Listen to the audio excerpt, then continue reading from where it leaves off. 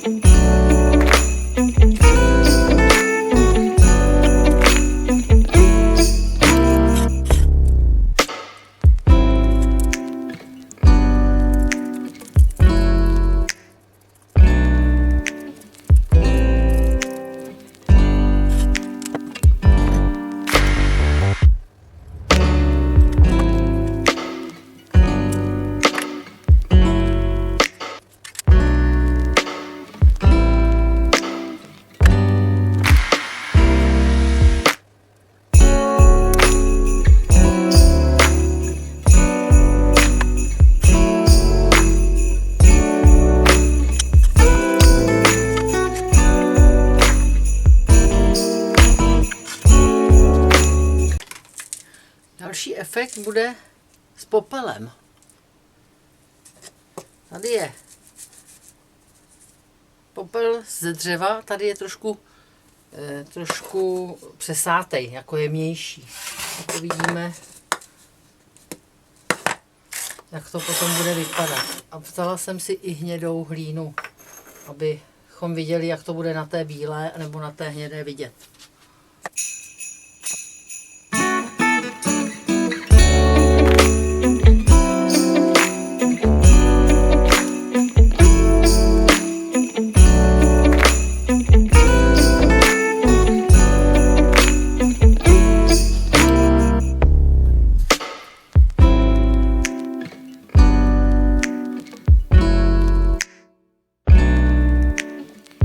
Tady vepředu je to popel. Na tom bohužel ten efekt se mi nikterak nelíbí a je úplně jedno, jestli jsme dávali popel sypkej nebo jestli jsme dávali z komína. Spíš to vypadá, jako že se to nepovedlo. To se mi moc nelíbí. Potom do růžiček jsme si dávali sklo, to se tam krásně rozteklo. Takže sklo vždycky do něčeho, z čeho nám to nevyteče. Jako třeba tady. Tady mi to steklo, dala jsem toho drátu moc. A to byl ten, tuším, měděný drátek. Stejně jako tyhle drátky. Ty měděný drátky. Tady se to povedlo. Ale tady mi to zůstalo i s talířkem. No tak použijeme to jako nějakou legraci. Tady máme to olovo, to se tam teda napeklo a nějaký extra efekt to neudělalo.